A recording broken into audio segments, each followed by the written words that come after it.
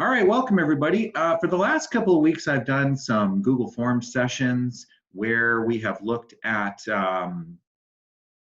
quizzes, the auto-gradable quizzes, or at least part of it auto-gradable, and maybe some long answer, and just as a way of that formative or summative assessment piece. And so there's so much more that Google Forms does, and that several people who've attended those sessions said, hey, we should do a session that shows some other ways to use forms. And I know last Friday I did a session on kind of geeky extras, and one of the things I showed in there that some of you may be aware of already or are already using is an add-on to Google Forms called Choice Eliminator 2. So imagine the scenario where you want to book appointments or conference times or things like that. Or what it does is you set the number of times any choice in your form can be made. And after that number of choices happens, it disappears off the choices. So if you have, for example, 5 different conference times, and you want a maximum of 3 people in each conference time, after that one choice A has been chosen 3 times, it disappears, and there's only choices B, C, D, and E, and so on. So that's how that works. So we'll take a look at that one as well today. We'll also take a look at sort of a branching quizzes. So if you choose this, it goes here, and if you choose that, it goes there. And some examples from one that I created this morning, as well as a couple of others from some super smart people out there on the internet. One Canadian, Sylvia Duckworth, has a Choose Your Own Adventure Google Forms and how to do it. So we've got links to that, Shake Up Learning, what's her name? We'll get to her soon enough. She's got an awesome blog, and she shows some other ways to sort of differentiate with those branching forms. So that's what we're in for today, everyone. It's going to be a fun hour. And so if you'd like to grab a copy or hop into this, I know because the links, how are the links working in the group chat for any of you? When I put in the, like the bit.ly and the webinars and that kind of thing, are they showing up as hyperlinks that you can click? So for some people, it will work. For some people, it won't work. And so for whatever reason, if you want to come into these slides, you can visit bit.ly/ATA forms data. It's kind of a short URL. I guess I probably could have made it even shorter, ATA forms. But you never know. I thought, well, what if I do one for forms quizzes? So anyways. So I see 5 people in there right now. It's an easy way to snag those links for future reference. And also the other nice thing about having this in a shared Google Slides is that next time you visit Google Slides, slides.google.com, this presentation is just going to show up for you. Even if you didn't make your own copy, it'll just be there as something you've looked at recently. So that's handy. Might be handy. So once again, in this session, we're going to look at creating some branching forms, and we'll take a look at 3 different examples. And I'll give you a copy of mine. Yeah, fair enough, Meryl. So yeah, some people are not necessarily wanting to kind of try this as you go because maybe on your device, being in a Zoom and doing something else might just slow it down a lot. So fair enough. We'll look at that removing choices with the Choice Eliminator add-on. And then we'll talk about capturing some information and data. And I have a really fun activity for you. It'll kind of blow your mind. At least it blew my mind the first time I saw it. Yeah, it's crazy. It's a way of taking form data and then turning it automatically into a live interactive map. And it gets even cooler than that. So we'll save that one to the end. It's a fun way. But there's lots of reasons why you might want to collect lots of different types of data from students, from parents. So we'll take a look at all that, okay? So let's start, everyone. Here is a sample branching form, and what I will do is if you're on slide 3, you can just click on that. This will take you right to a sample form. And I wanna just demonstrate this for you, okay? So let me just copy this link in here, and I'll put it in the group chat as well for those who are not on the slides. But basically what this book reflection one will do is, in this sample activity, try it out yourself or just watch, it invites people to make a choice, in this case of 3 different books. Which one do you want to read? So I'll choose the second one, the Lorax, And when I choose that, it goes to another section of my form called the Lorax, where I give some instructions. Watch this storybook reading. And here is a read aloud from, I found this from a teacher yesterday at our early learning, Google Early Learning in the early years session. It was this YouTube channel here. We could click on that to find out, but yeah, they've got lots of free kind of read along. So if I go back and if I had chosen something different, like there was no lady who swallowed a fly, it would take me to that section and I could do certain things from there. And then when I hit, it's not really asking me to fill any information. It's just giving me different things on those different pages. I hit submit and then, oh, check it out. Thank you. Remember to visit Flipgrid to leave your book response. So what I've set up on Flipgrid is, and if anybody is daring enough to want to follow me to this Flipgrid, you will probably be prompted to sign in with your Google or Microsoft. So here is a sample book response Flipgrid thing. So they've read this book, now they can do a short video response using Flipgrid. And so if anybody feels like leaving a response, you certainly can. So that's just a sample activity from that particular, for that particular one. Okay. So any burning questions on that one? That I'll give you a copy of this form and we'll take a look at how to do this in a moment. Actually, yeah, why don't we just do this right now? I'm going to, I've given you a copy of sort of the behind the scenes. If you look down below, make your own copy. I'll put that, where are the slides? So Bobby, sorry about that. It is bit.ly/ATA forms data. I'm going to jot that down. Good to go. What is it again? bit.ly/ATA forms data. And that leads you to these slides, Robin and Bobby. Right on. All right. We're good to go, everyone? So on this sample branching form, you'll also see on slide 3 at the very bottom in the slide notes. Now let me just copy and paste that in here. You can, oh, sorry, that is to take the form, and the bottom one is a make your own copy. So what should happen when you click on that bottom link,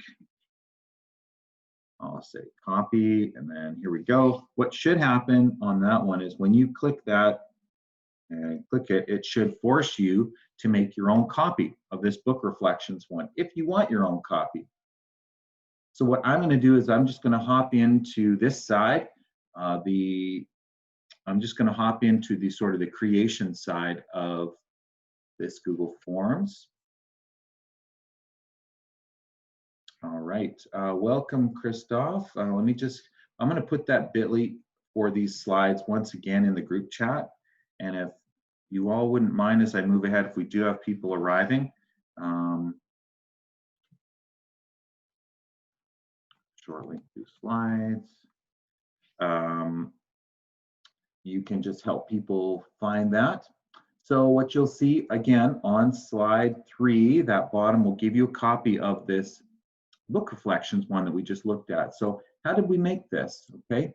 So what we did was, in a nutshell, and we'll try it right from scratch here in a moment. What we did was I created an opening title called Book Reflections, and then I did a multiple choice question. And sort of here's the big picture, and then we're going to go step by step. So in this multiple choice question, down in the bottom right-hand corner of these multiple choice questions, they give you the option, which you will need to click the 3 dots to turn on, go to a section based on your answer.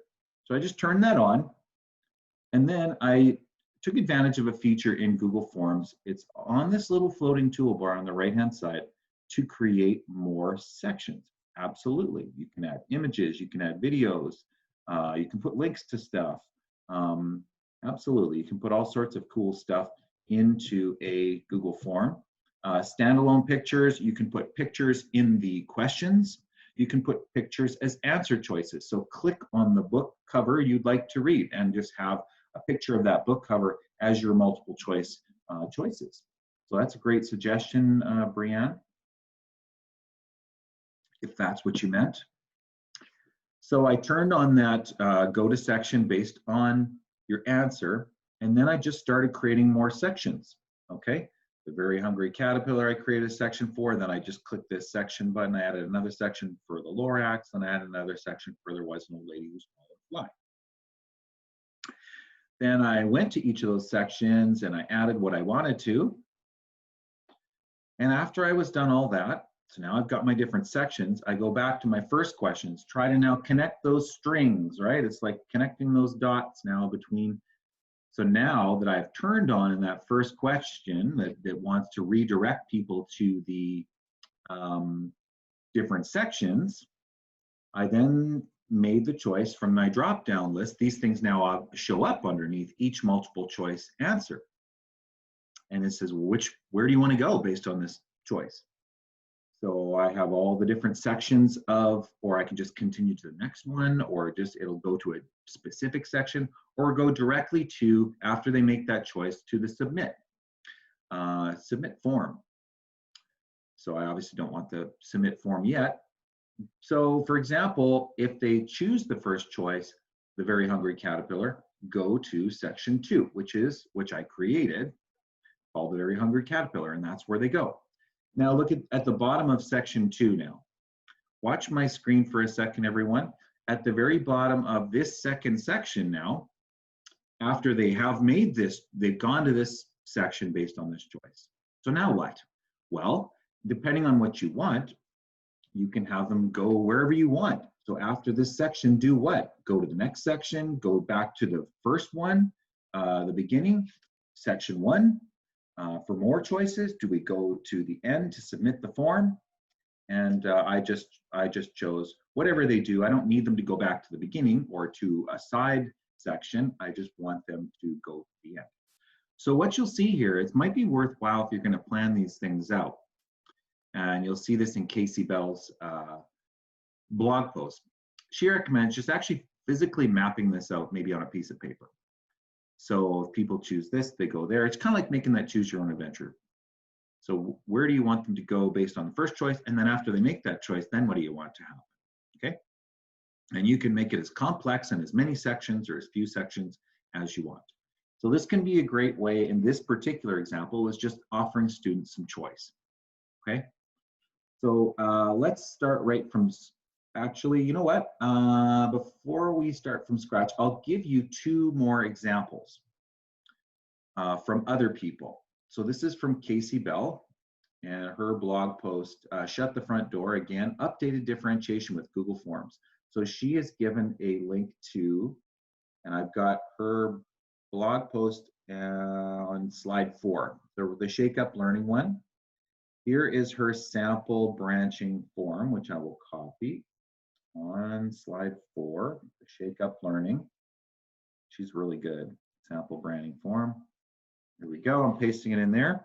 So if you feel like going to that one, click on that. And here, now this is sort of the purpose of this particular branching form is not more of a choose your own adventure, but it is sort of the idea that even though we may or may not mark these for grading, what they can do is still provide some formative assessment for us and for students. In other words, that assessment for learning. So in this is a technology question, Google Drive. How do you make a copy of a Google Drive? So if I choose go to file, make a copy, which is the correct answer, and I go next, yeah, now I'm on to question 2. Well, let's go back, and if I had chosen a wrong answer, let's say Control C to make a copy of a Google Doc. Then it branches me off to a place where watch this video to review the skill, then answer the question again. So then it gives me this reteaching place, and then I can take the question again. So it's sort of a self-guided, which in our environment right now, when you consider kids are maybe have a little bit less direct instruction, this is a way of providing some of that direction to students. So what do you think of this? You can imagine it takes a little bit of work to set these up. but it might be worth it. And if you work together with colleagues, it might definitely be worth setting up things like this. So this is Casey Bell's example with technology, and that associated blog post of sort of how to do that to provide that additional review for students. And instead of it just, you know, giving them another crack at it and a relearning and then a reassessment piece with the quiz question. Because as you know, doing those quizzing pieces, whether you mark it or not, is a great way for it to consolidate that learning for students. All right, could be useful. Hard not knowing how my kids are doing this. Not knowing how your kids are doing with the work. Yeah, absolutely. So this is one way of, it'll give you a little bit of data, but then it also provides some live kind of, in a way, it's live feedback based on their answer. If you answer wrong, go here, learn some more, now do. And you could see in my particular example with the book reflection, it wasn't so much learning, but it was sort of a, well, you've made this choice, here's your media, or here's your activity, now go to this response activity. And I went outside of that to a Flipgrid response. And I did that after they hit the submit button, kind of a closing. Oh, very cool. M. Fraser has put in an escape room geometry. Ooh, all right, very cool. We'll have to take a look at that one. Let me pull up another example from a Canadian educator out of Quebec, Sylvia Duckworth. I don't know if anybody saw Sylvia. She was at a couple of the teacher conventions here in Alberta. She's been to Alberta several times. She's a lovely person. And let's see if I can get her site open. And by the way, why I hesitate is like what you guys don't see is when I'm doing a screen share, this Zoom menu pops down and kind of gets in my way. Oh, you saw her at a conference. Okay. Yeah, she's very good. All right, so here is, and I've got, by the way, on slide 4, if you look on the right side, the e-tools for language teachers, she often will do some examples. I think she does teach some French as a second language. My apologies, she's in Toronto, not in Montreal, but I do believe she teaches FSL. Whoops, I think I stopped screen sharing inadvertently. Let me just get that back. Sorry about that, everybody, as we dodge on. So here is Sylvia's post, and if you click it to open it, you can see her post on,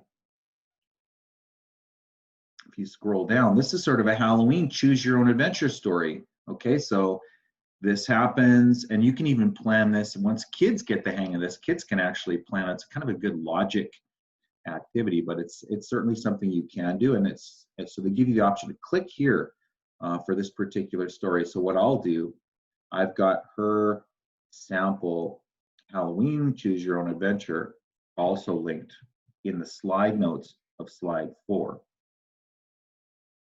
And I'll put that now in a link. So if you want to see what that looks like, let's click on that. So this is Sylvia Duckworth. And so you're walking along. Now, by the way, now is a great time to point out for students who might need some of those reading supports, if you've got the Read and Write toolbar installed in your school division, and if your students are signing in to a device, a laptop or a Chromebook or home computer with their division account, provided that your IT department has pushed that extension out, and most do who have it, the student has these read and write supports. So if they need that thing read to them. You are walking along the street on Halloween night. You see a haunted house. You are curious. Okay, so you've got that support there. Now they make their choice. You bring the bell to the left, you ring the bell to the right, and off you go on your choose your own adventure. Based on that, it goes here, and then based on that, it goes there. So she's got several pages. I don't have the ability to give you a copy of this particular one. And this is the only, Google Form is the only type of Google file that I'm aware of where you can't do that file make a copy to kind of make your own copy. So unfortunately, we'll just have to stay on this side of that. But what she does do in her blog post is she gives some instructions, okay? She's even got click here to read the full instruction. She's got a Google presentation to kind of help you through that piece if you're interested. So visit that blog post. Does anybody need this blog post posted in the group chat? Why don't I just do that? I'll say Sylvia Duckworth. And here we go. So that is yet a third example of sort of that example of how a branching quiz could be used. So I did it, you saw my example for just you making choices. A second example for a little bit of differentiation and sort of some reteaching. And then a third example of some kind of a choose your own adventure. So why don't we figure out how we can do this on our own? So I'm just going to open a brand new tab. And if you want to see how to do this on your own from scratch, we'll just do one really quickly here just to kind of give you the idea, just to kind of review that process again. I'm going to go forms.new. Fastest way to create a brand new Google form. Now, the only downside to doing it something like this is that it's not yet organized in your folders in your Google Drive. So I'll just say sample branching. Now, as soon as I give it a title up here, and I pop up here and it'll just slurp in that title for me, I can reorganize where that form is in my Google Drive. This is a handy thing to do. Click on the little folder next to the title, and now you can choose exactly where you want this file to live, such as not just this random, file in your Google Drive that will be very difficult to find. So to give you that ability, and even on the fly, you can make those folders. So look in all your Google Docs right when you're inside them for this little folder icon, which you can then move your file to wherever you want. So what do you want to do? So I'm going to say option 1, option 2, option 3, option 4. Good? Making sense so far? So at any point in time, what I'm going to need to do, it doesn't matter if I do this now or later, but at some point I've got to go to this multiple choice question, hit the 3 dots and go and enable this piece. Go to section based on answer. Now watch what happens here. Aha, see, it's giving me some choices now as to what I want to do. And by the way, for the person who suggested pictures, look at, as I mouse over these different options, see the little picture icon showing up? You don't have to make these choices words. You can make them images as well, or a combination of both. Same thing with the question, you've got that image icon there. I don't have any of these other sections created yet, so I can do that. It looks like an equal sign. So I'm gonna make another section 2. I'm gonna just keep hitting this. I've got section 3, section 4, and section 5. So I can call one whatever I want, right? Choice 1. This would be choice 2. Choice 3. Choice 4. And you can make as many of these. You can make this as convoluted as you want to. So again, you might want to map this out on paper. Here is Casey Bell's blog post. You'll see her example of doing this in her shut the front door one. As I scroll down here, you see, let me just zoom in on that a little bit. So she had suggested doing this piece here where we've got, mapping it out exactly where it goes for what, right? All right, back to our form. So I've got my different choices now and different sections created. And I can, now that I'm in these sections, I can do anything else I want. Do I want more questions? Do I want videos? Do I want links to things? Do I want links to files? Do I want links to different website activities? Maybe we're giving kids choices on a certain research topic based on what they want to do. And choose an animal. A, B, C, D. Choose a simple machine in grade 4. Here's a lever, pulley, you know what I mean? Incline plane, etc. A gear, and go learn a bit more about that. And now create a slide presentation, etc., etc. So it can be a way of giving those slides, those choices. So the final piece of this, after we have created our initial choice question, and we've created our different sections, is now we go back to this first question, and now we have a whole bunch of sections. We can now map it to each one. So option 1 would go to this section. option. This one would go to that section. This one would go to that section. And this one would go to that section. So it's up to you. And don't forget now, once they've done that section, you can keep going with this. In section 2, could I make another multiple choice question and then say, based on their response, now we're going to go here or there? Yes, we can. So it's really up to you. So that's kind of the branching forms piece and kind of the behind the scenes one of how to create that. Any burning questions on that? It takes a little bit of practice, and my advice is to keep it fairly simple. This one that I had created on the book review, on making just some choices and going there, and then my follow-up response.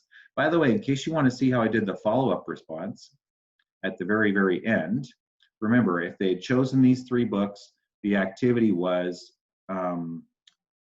each section can have multiple questions. Absolutely. I only put 1 on each one, but yeah, you can put whatever you want on each section. They can be as long and drawn out as you want. What would you like to practice today? I'd like to practice addition, subtraction, multiplication, division, different sections, and then a whole bunch of questions on that, or a whole bunch of, you know what I mean? So there's, each section can be as long as you want. So you may recall in my book selection, my book reflections one, after they made their choice, I prompted them to go to a website, to go to my Flipgrid to do that book response. How did I do that? Well, I had created this Flipgrid response here for a book response, and then I copied the link to that Flipgrid. And then in my form for my book review, here's what I did. On the settings gear, open up that settings gear and go to the presentation one.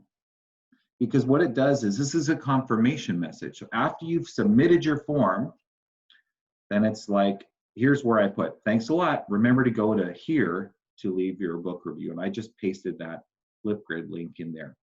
So is it possible that students would forget that? Could I have put that in some final section that people go to before they hit the submit button?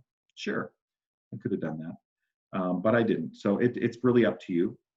But you can take advantage of that final, after they're finished and submitted that form, you have that option in this confirmation message piece to put in a link in addition to text. Make sense? All right. So let's move on to a second use case, and that is conference times. I know that was a really popular one. And I've got a section here on slide 5, and it involves this choice eliminator too. So why don't I just show you a sample of that. I also give you the ability to make your own copy. So here's the sample. And it's pretty simple.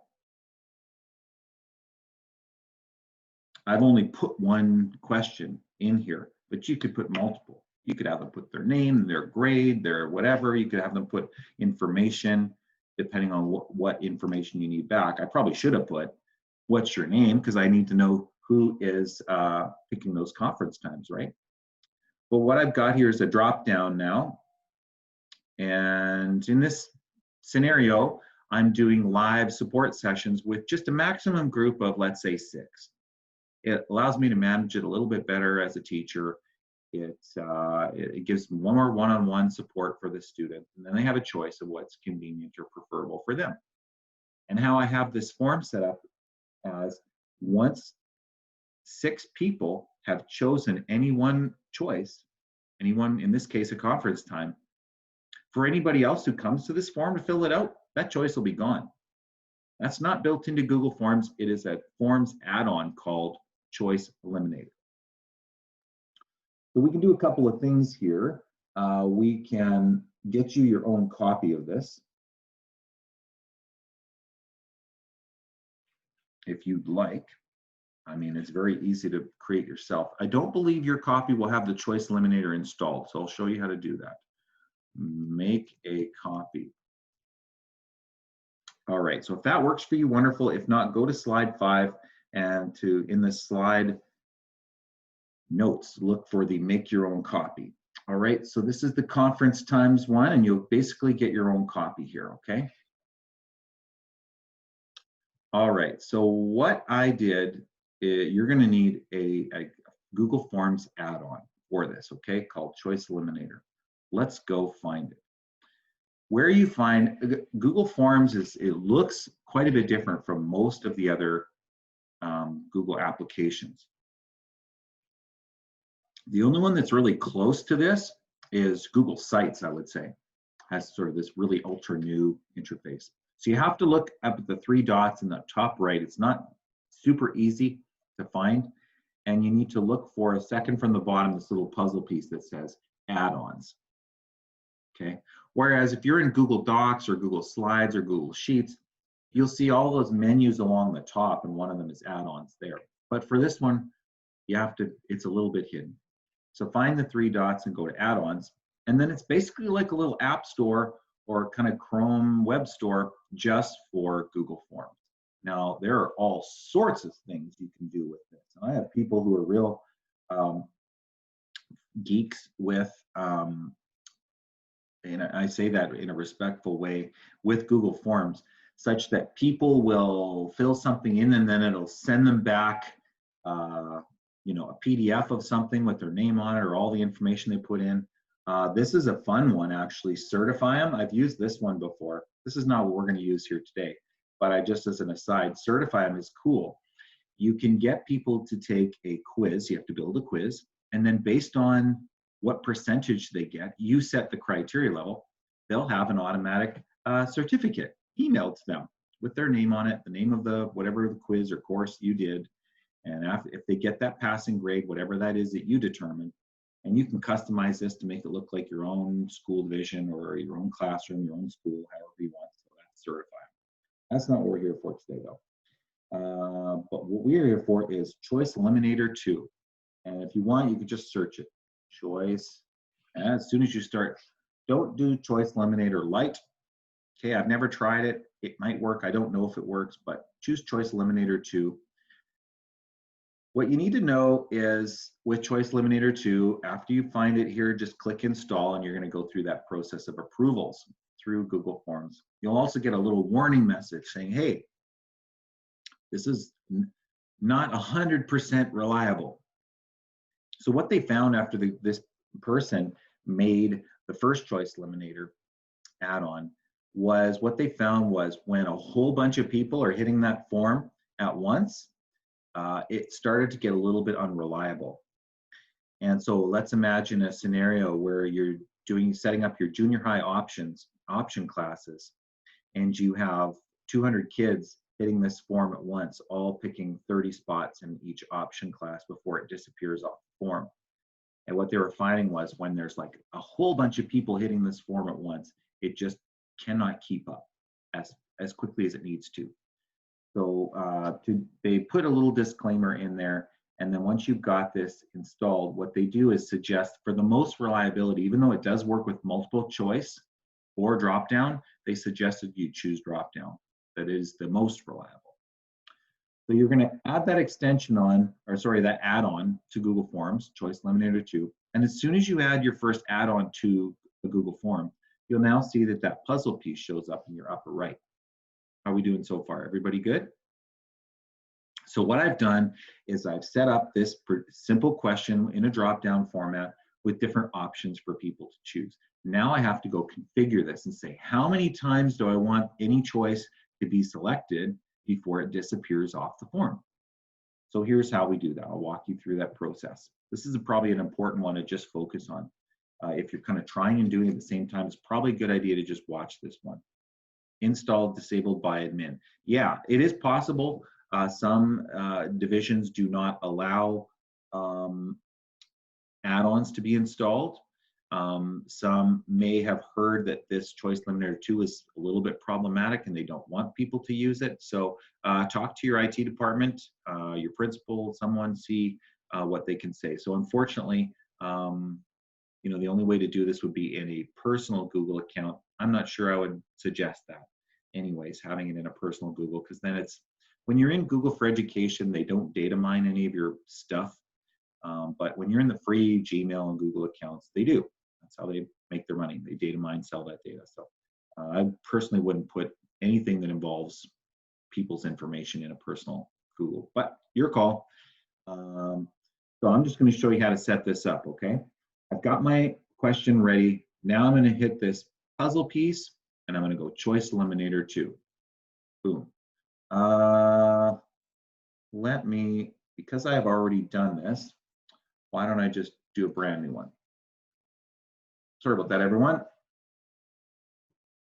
Let me just start this one again. I'll say conference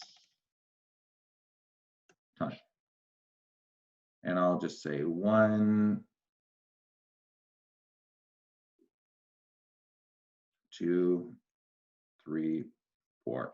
Okay, let's just imagine that I have these conference times set up. So what I do now is I hit this, I go choice eliminator 2, and then it's going to give me the option to configure it. Okay, so I hit configure, and soon this little thing will pop up on the right hand side. Here's that disclaimer saying, just a heads up, everybody, it may, you know, here is your best hope at this being reliable. I just close that. So you may have lots of different things you want to ask people on this Google form, and there may be lots of different multiple choice. And let's say you only want one thing to be eliminated. So I only have one question here, but you could have multiple. So in that case, you're going to need to choose which one is it that I want to work with. So it is this conference time question that I want, and instead of actually multiple choice, let me switch it to drop down. Okay, I'm just going to close that, open up choice eliminator 2 again, my bad. So again, it might work with multiple choice, but I do recommend that you do the drop down like they say. So here it is, here's our question.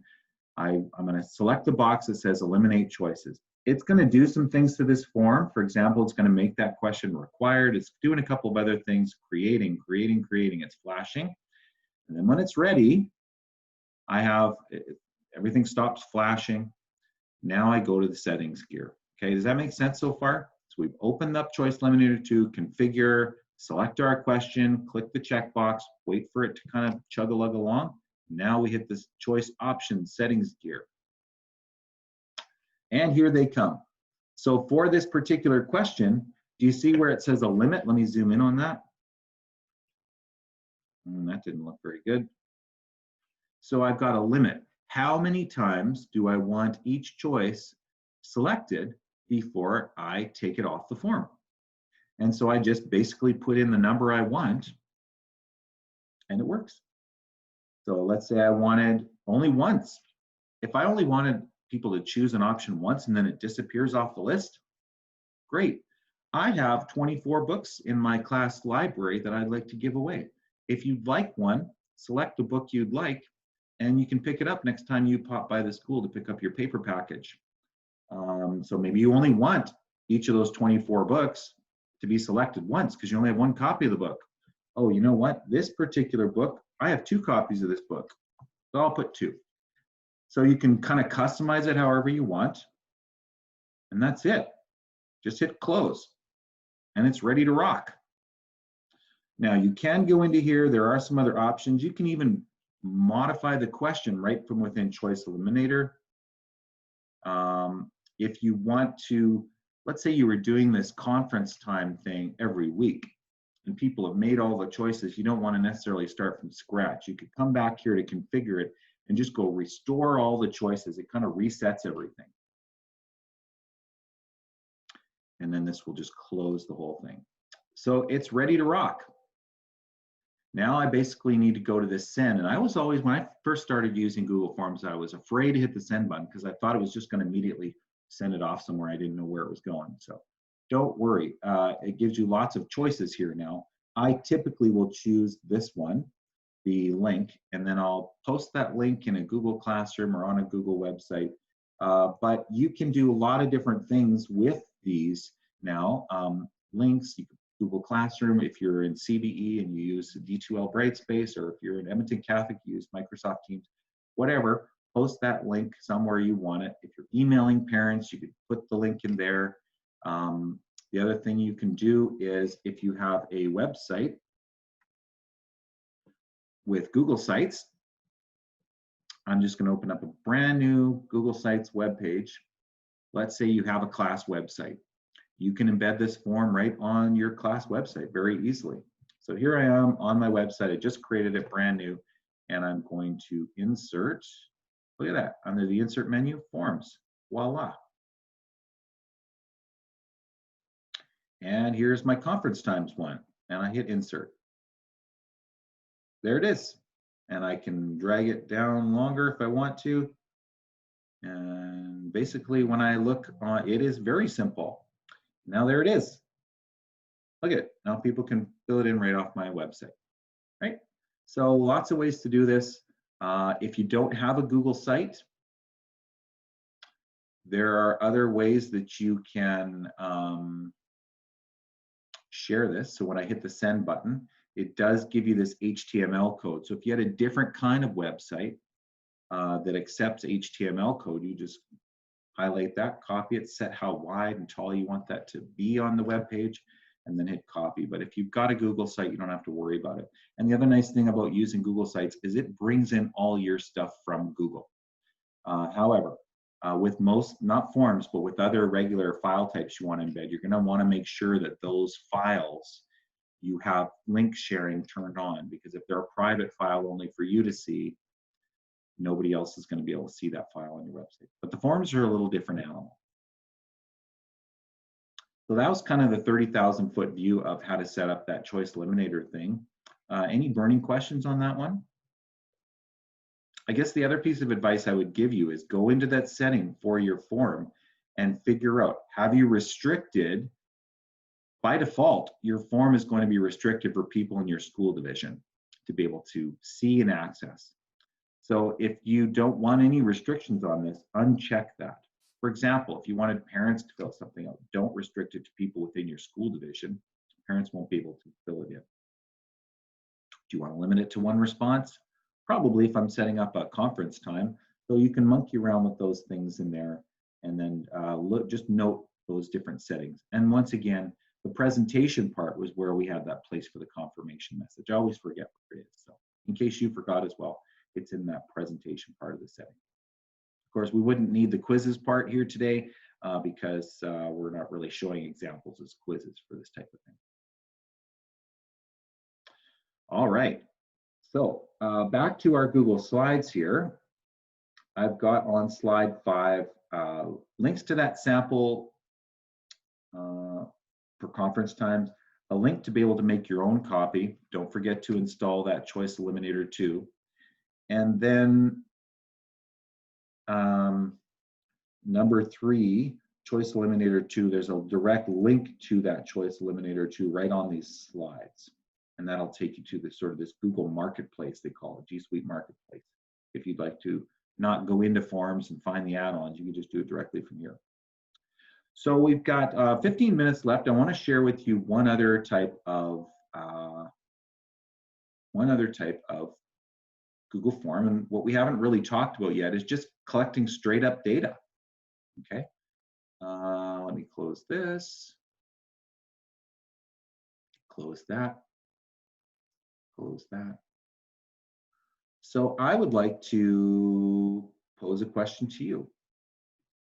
If you could go anywhere right now in the world, where would you go?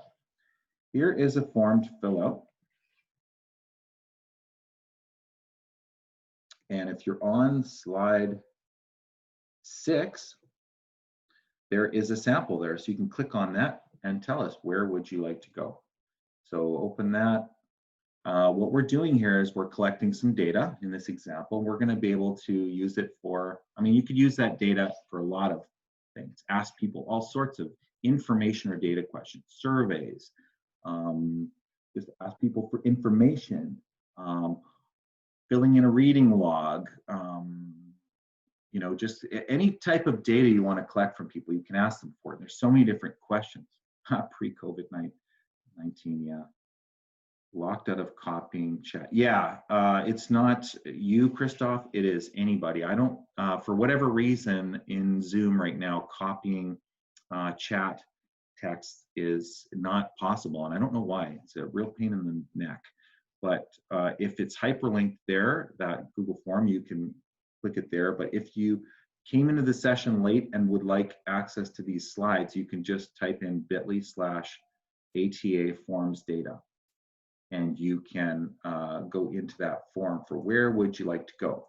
So type your name. I'm going to say Danny, and I'm going to say, where would I like to go? I've heard that Nashville is a really cool place. Nashville. So I'm going to say that. I'm going to hit submit. Okay. So if you don't mind humoring me, fill in that. Look, we've got 13 responses here. Okay, we've got lots of people making some choices. So if you'd like to fill it in, go for it. I'm going to show you a really cool kind of a backdoor kind of trick you can do, okay, with this. Now we can just collect this data, and here's what the responses are. We can see the summary data. So when it's, you know, we can see charts and so on. We can go to individual data. We can print these things off. We can open up a spreadsheet, and it will show all of that data that's been collected in real time. So you have that access in the spreadsheet, so that's super useful. But what I want to do in this fun activity here, and this is honestly, this is kind of a one-off activity, but it's just very cool to see what the possibilities are. There is a very cool tool in Google Maps called Google My Maps. Has anybody tried it? And you can just go to, I'll type it in here. You can visit mymaps.google.com.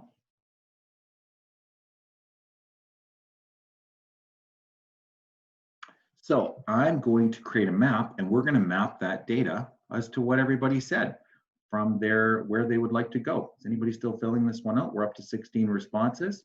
Okay, so we've got all this data, live data in here. Wonderful. I've gone into my map, so I'm going to create a new map. All right, so here's my map, and I'm going to leave it untitled for now, but just so you can see how this works, I'm going to say import, and I'm going to import this data. Import some data, and where am I going to import it from? Guess what? I'm going to import it from right here on this spreadsheet. So I'm going to go to my Google Drive, and let's look for something recent. Here it is. Where would you like to go? So after I hit the import button, now it's saying how would you like to generate the place marks? Well, I'm not going to generate the place marks from people's names, but I would generate it from this question here. If you could choose any city in the world, where would you go? That's where I'm going to generate the place mark from. Continue. What would I like to name it? Well, guess what? I'm going to give each of you your place. So I'll put your name on your place choice. And when I hit finish, watch what happens. This isn't the coolest part yet. This is pretty cool, I'll admit. So check it out. We've got all sorts of cool things here. If I zoom in to this part right here, I think a couple of people, maybe it's just, oh, look at that. Danny has chose, that's me. I chose Honolulu. Let's see what some other people chose. Oh, interesting. We've got Mona chose Seoul. That's very cool. Maddie chose Montreal. Yeah, I also chose Nashville. Heidi chose Las Vegas. Meryl chose Brazil. Bobby chose Sydney, Australia, and so on. But that's not the coolest part. That is pretty cool, I'll admit. But what I can do now is I can share that map. Let's say sample forms map, ATA, just so you know. Now I'm going to share that, and right now it's private, only I can access. I'm going to say anyone with the link, it's like a Google file, just like a Google Doc. I'm going to say anybody can edit. Now what I could also do is if I had a Google Classroom, I'm going to give you the edit link right away, and you can hop into this map. But first, let's imagine we're in a classroom right now of students in Google Classroom. I'm going to go into my Google Classroom, and I'm going to create an assignment. And where would you go? and I'm going to add it from my Google Drive. And guess what? It shows up just like a normal Google file. There it is, Google Map right there, My Maps. And I'm going to say students can edit. We're going to let everybody edit this. And I hit assign, okay? But in our case here, we're separated. So I'm going to say anybody who has this link can edit. I'm going to hit copy. I'll paste it in this Control V. I'll paste it in the group chat. I'll also paste it on, why don't I do slide 6? Okay, I'll say group map. And here is a link, okay? So if you're in this, go to slide 6, look at the bottom there. So here's the group map with all our stuff. Now, when you come in here, can you see this map? Go over to your, find one of your placeholders. Okay, I'll find one of mine, Nashville. Right now, it's this blue marker, but check it out. I can change this. I can hit this edit button here. Let me zoom in a little closer so you can see that. I'm gonna hit edit. No, I'll leave that. Why don't I choose now the camera, add an image or a video. I could do a Google image search for Nashville.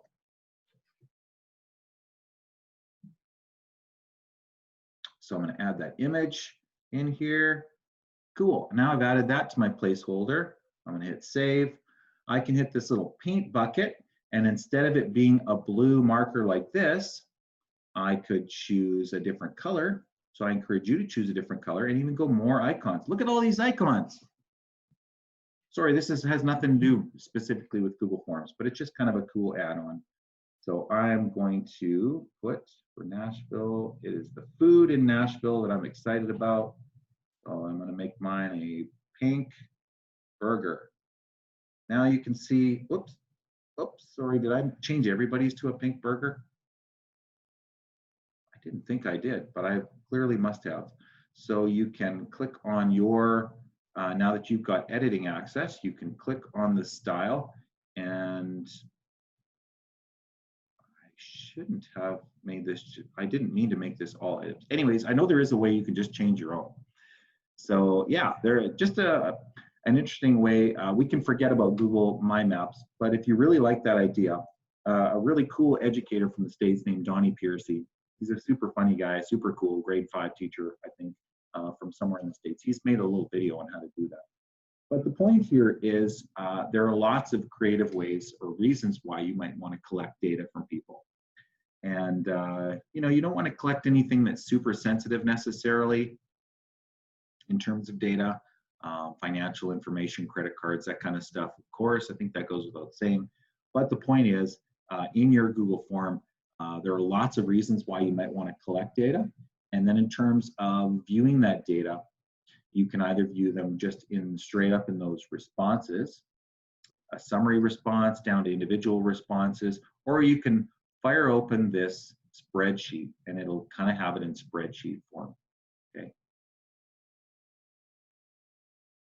I think what happens, Jeffrey, is if people have chosen the same one, I think it will put two place markers. They might be on top of one another. I think if we zoom in close enough, we might be able to see that, but I can't be sure about that. Maybe you were right.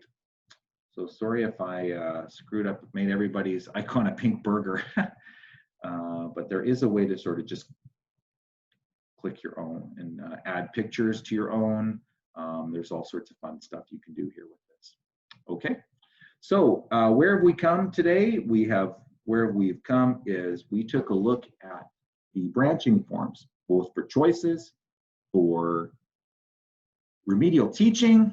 If students chose the wrong answer, you can send them to another section of that form to relearn something. Try it again if you want them. Okay, we can focus on mastery learning instead of just, you know, what percent you're going to get.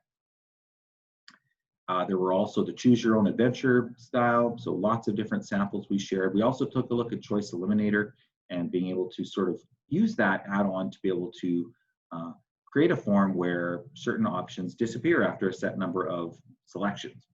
And then finally, we looked at an example, just straight up collecting information and how you can see it in a spreadsheet. And we finished off with that fun My Maps activity. So yeah, whether that My Maps thing works or not, don't worry about it. You can still collect data for lots of different reasons.